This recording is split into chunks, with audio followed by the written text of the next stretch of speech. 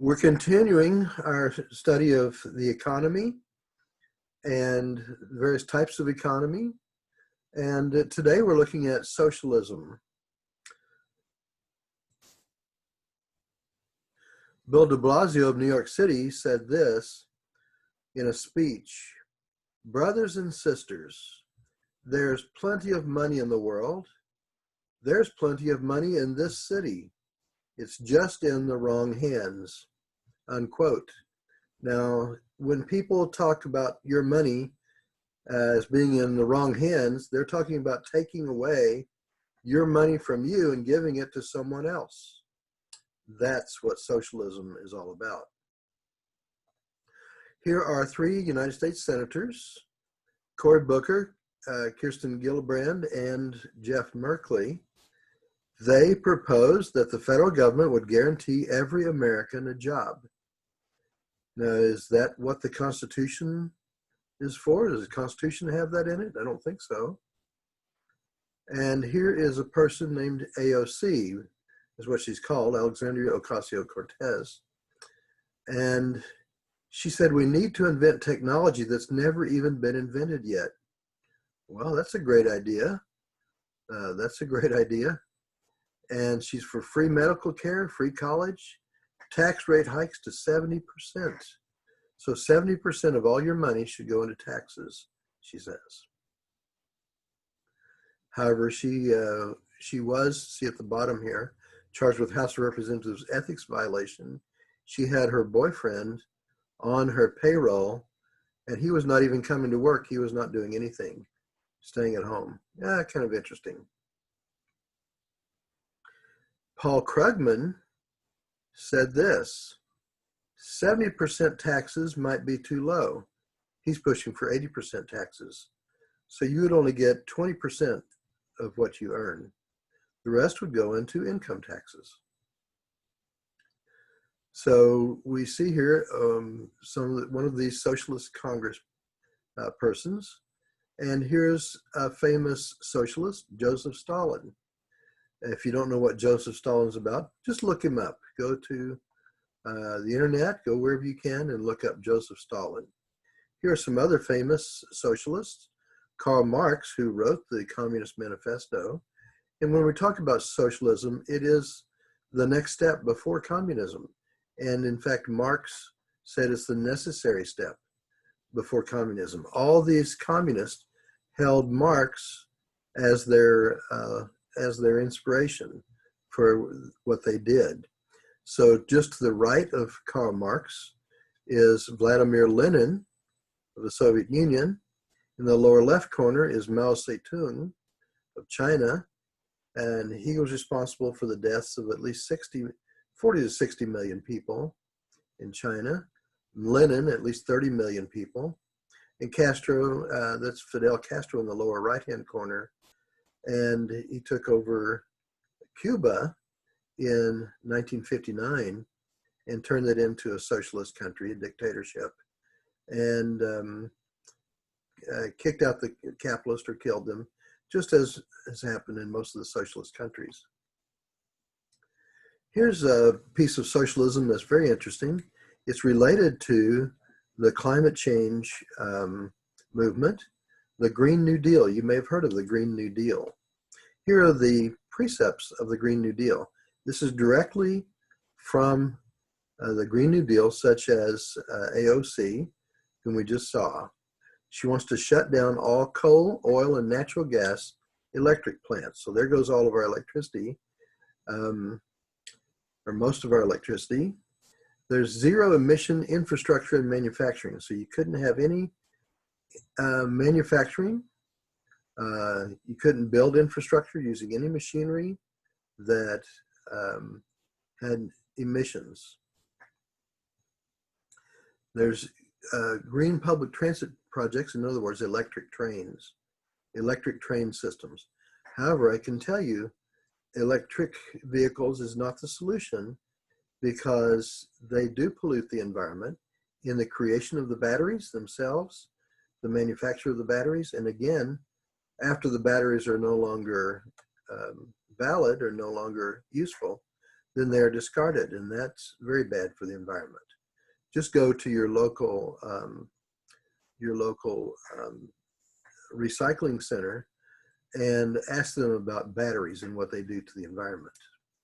It is against the law to throw batteries into the trash, in fact. They want to eliminate every combustion engine vehicle. That would include automobiles. No more automobiles, no more buses, no more trucks bringing your groceries to the store. The mail carriers would have to use electric vehicles and so on. Eliminate every combustion engine vehicle. Amazing. Also, completely phase out American air travel, because those airplanes, those jets, they have emissions, as we know. Now, it's mostly not that harmful, the airplanes, but still, they want to retrofit all existing buildings in the United States and build new buildings to achieve maximal energy efficiency. This would cost probably in the neighborhood of several hundred trillions of dollars, at least $100 trillion, to retrofit every building in the United States. That would be your house, your parents' house, every building, your church building, your universities, every building in the United States. Amazing. They want to create a universal college education program, a universal college education program. So there would be no private colleges, they would all be public. And that would be universities like ORU could no longer exist. And they would all have free tuition, but at what cost? They would all teach what the government wanted them to teach. That's kind of scary. Also, they want to guarantee a job with a family-sustaining wage, adequate family and medical leave, paid vacations, and retirement security to all people of the United States. Well, that really sounds great, doesn't it? But how are you going to pay for that? There is such a thing as reality, economic reality. Also, they want to guarantee an income for all those who are unable or unwilling to work. Yes, the word unwilling is in the legislation. Those who are unwilling to work, they should be paid anyway. That's contrary to what the scripture says, he who would not work shall not eat. And they propose the elimination of cattle because they produce methane. Yes, cattle, when they digest food, they produce methane into the air, and they say that that's bad for the ozone of the atmosphere and so on. So we would say goodbye to meat, steak, and hamburgers and so on. So as we said, there are two major types of economic systems. We've already looked at capitalism. Let's review it again briefly. Today we're talking about socialism, but let's review capitalism. Capitalism is the economic system in which the natural resources and the means of production are privately owned. Adam Smith outlined how capitalism works very well in his book, The Wealth of Nations, published in 1776. And it's the individual pursuit of profit. And that's kind of an oxymoron, isn't it? That the selfish pursuit of individual profit would result in the greatest good for the greatest number of people. So if I start a business and I want to make money for myself and my family, in the process, I will buy products from other people, thus supplying income for them and their families. I will hire people in my business, paying them salaries and wages to bless their families. And I will hire salespeople to sell my products, thus blessing their families. The stores that carry my products, their owners and their employees will benefit, and the consumers will benefit by having my good products. And it may be a product like a mask that you need to protect yourself from a virus. It may be a product like a ventilator. It may be a product like food or something that's necessary for life. So I'm going into business. My goal is to make money for myself and my family. It's the individual pursuit of profit, but in the process, it results in the greatest good for the greatest number of people. And also, I'm able then to give to charity and to help take care of the poor, to give to my church, and so on. Laissez-faire means hands off, and that's government non-intervention in business. Hands off. The government does not intervene in business. In capitalism, it is controlled by the invisible hand of consumer sovereignty. That means that the market is regulated because people will not buy inferior products and they will not buy overpriced products. So if your products turn out to be not very good, the word will get around and people will stop buying your products. Also, if you're overpriced, they'll buy your competitors' products. So competition and people's self-interest act as an invisible hand that regulates the free market. Capitalism is really beautiful how it works. It operates on the basis of the law of supply and demand. If there's a great demand for something, maybe the price will go up, but also producers will begin producing it. We saw this with the coronavirus tragedy, and where we saw people needing masks to wear. So companies went into production to produce the masks, and they needed ventilators to help people breathe in the hospital. So companies started producing ventilators. So it was market driven, and that desire for profit, not price gouging, just a reasonable profit, is a very good motivator. When prices go too high, people stop buying your product and will buy your competitor's product. So the market really takes care of itself. Within capitalism, there may be a need for some limited government to keep the order, air traffic controllers, traffic lights, highway signs, and so on. We need those things. Also services like roads and bridges and clean water, clean air. There's not really private companies that can profit so much from those things. Public libraries and so on, those are okay. And the government can provide some of those services. Also security, law enforcement, national defense, fire protection. Those are good things that the government can provide and don't really make sense for private enterprise. Also, Karl Marx himself said that capitalism is a necessary step before socialism can be implemented, because capitalism is the most productive economic system, and socialism is very expensive. And so he said you must wait to implement socialism until after capitalism has built a great infrastructure. We know one of the problems in the Soviet Union was that they implemented socialism long before they ever had capitalism. And so they grew wheat on their communal farms, but it sat on the trucks and rotted because they could not get to market. They bogged down in the mud. They did not have highways. They did not have the infrastructure necessary for a socialist economy. So the infrastructure is the roads, as you can see, the highways, bridges, the electrical grid, all these things, airports, and so on. Now let's look at socialism. Socialism views society as a system characterized by two things: social inequality and social conflict. In fact, in sociology, we refer to the socialist perspective as the social conflict paradigm of sociology.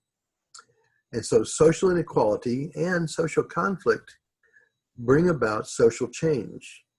They say that it's because when people view that other people are not equal to them, some people have more than others, that brings about conflict because of jealousy and envy. And it's not fair. It's unfairness. It's not fair for him to have more than I have. Well, think about it. Maybe he worked hard and you didn't. Maybe he had a good idea and you didn't. Why shouldn't he profit more than you? The basic question, though, that these socialists always ask is this: who benefits from a given social arrangement and who loses out? They think everything is a zero-sum game. So if I have more than you, I shouldn't. It should be equally divided. Even if I worked harder than you, even if I invested early. Now, what if I inherited my wealth? These socialists think that's horrible. You should not have inherited wealth passed down from generation to generation. But now think about it. If you work hard, build a business yourself, don't you have in mind that you want to pass on that business to your family, to your children and your grandchildren? I don't see anything wrong with that, do you? Yet the socialists think there should be no inheritance. Socialism always talks about the exploitation of the masses. They think of employers not as providing income to their employees, not as providing insurance to their employees, not as providing health coverage and vacation time to their employees. Instead, they think about their employers as exploiting the masses. You're working for me, I'm profiting from your labor. And that's a terrible thing, they say. And the workers are alienated from nature, from each other, and so on, working in factories and so on. Well, that's the nature of work, isn't it? That we are alienated for a while from our families. Then we go home to them. We take a Sabbath on the weekends and we relax and so on as God intended. But they, socialists, believe that workers are alienated, that they're exploited, and it's a terrible thing. Capitalism must be destroyed, they say. So socialism is that economic system in which the natural resources, as well as the means of production, are collectively owned. Collectively owned means we all own them together. It's not any one of us that owns it, it's all of us, which really means that none of us really owns it. It's the government, okay? It's whenever you hear the word collectivism, it's not you and I owning it together as some noble idea. Collectivism is not all of us in this together. Collectivism means it's the government, and those in control of the government have control of the society, not the common people. Socialism opposes private property. That doesn't mean your stereo in your car and your clothing. That's your personal property, but they oppose private property. That's private ownership of factories, real estate. You shouldn't own a business of any kind. Only the state, that is the government, should own these things. Now, socialism is a very expensive form of economic system, as Karl Marx said. Read Das Kapital, and he outlines it quite well. Socialism does not reward risk-taking and hard work. It does not incentivize the building of infrastructure, as we saw earlier. Socialism is based on the dictatorship of the proletariat. What Marx meant by this is that you can't have a million people out here, millions of people, governing themselves. In the first place, most of them are ignorant and uneducated, and most socialists have a low view of the population. In fact, there's a movie that just came out in 2020, the year 2020, and it is called The Hunt. You can look for this movie and find it. It just came out. I think it's from Universal Pictures. But it's about socialists in the United States and Europe who go hunting for conservatives with guns and rifles to kill them. It's really quite a scary movie. So they call the conservative people deplorables and words like that. The common people don't know what they're doing. Therefore, Marx said you need to have a dictatorship of the proletariat. The proletariat are the working class people, but there are some of those working class people who are educated, such as I'm sure Marx himself, Lenin, Mao Zedong, Castro, all these guys. They think they're smarter than everybody else. Therefore, they should rule society. And they claim that they're building utopia, but in the Greek, utopia means not a place. There's only one true utopia, and that is heaven, where God is. Now, the motivation to work in a socialist economy is altruism. We should be working for the service of everyone. The Davis-Moore hypothesis, Kingsley Davis and Wilbur E. Moore, says that occupations vary in societal importance. Therefore, doctors and lawyers and certain people should be paid more than others. And so that makes sense. I don't think it necessarily applies to movie stars and rock stars, but maybe they provide some value that people have for them. Country and Western music stars making millions of dollars and so on. But still, maybe they have some value for some people, but that's the market regulates itself.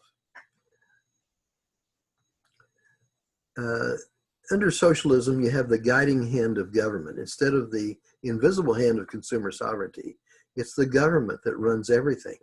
There's government regulation of the economy, and the food, shelter, health, and transportation, all governed by the government. Rules and regulations. In essence, if we can't all be rich, let's be equally poor. Except for our rulers, they still get to be rich. So in all these countries, the socialist countries, the Communist Party members, they have private homes on the Black Sea, for instance. They have privileges that the other people don't have. Now this shows Marx's stages of economic evolution. And we can see here that on the bottom here, these are the ownership system, the type of economy. Primitive communism, at some point in the past, perhaps there was this idealistic stage where you had some natives who were in commune. They were sharing all things in common. They were hunting and gathering society, just horticulture and herding. And in that type of economy, you can share things pretty well. It's not a capitalist economy. One day, though, at some point in the past, someone looked over a neighboring village and thought to himself, you know, if we went down and conquered them, we could make them do all the work and we would have a life of ease and luxury. So the idea of slavery was born. So they went down and conquered the neighboring village, made them do the work, and there you have slavery. And from slavery grew a system, something like slavery, feudalism. In the Middle Ages, you had the lords and the ladies who owned the manor. It's also called the manorial system. And so they owned the land. The serfs or the plebeians or the commoners, the common people, worked the land. And still today in England, you have the House of Lords and the House of Commons. It's a vestige of that old feudal system. And so that's an agricultural system, very heavy with labor. So you needed lots of labor there. Then with capitalism, with the Industrial Revolution, there came capitalism. England, Europe, the US and Canada, all over the world began to have more industry happening from about 1750 on. And then the assembly lines came in, all kinds of things. Capitalism began to grow, but then primitive capitalism. Some of the owners of those factories did take advantage of their workers, and so Marx saw that. He saw that some of the workers were very poor, the owners were very rich, so there was that big contrast.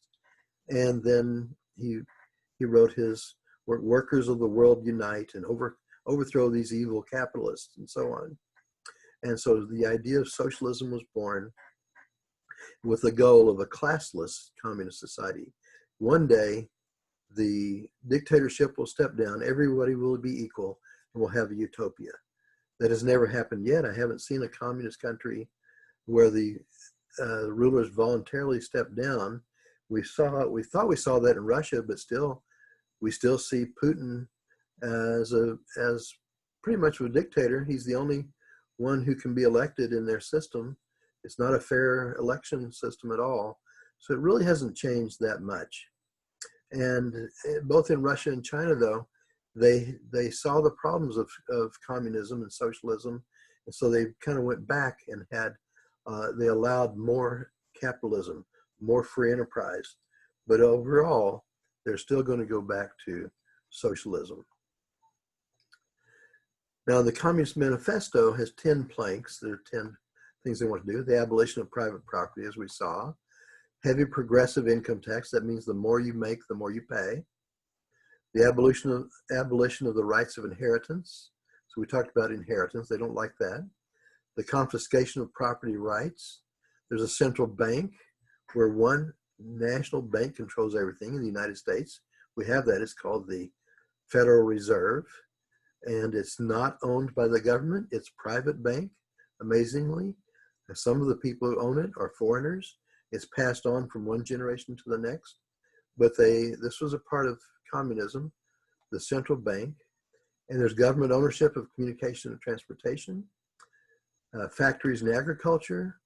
Labor is controlled completely by the government, farms and regional planning, government control of education, all those things. Also, religion is frowned upon in socialist countries, and it's considered the opiate of the masses. It helps people be satisfied and not rely on the government so much.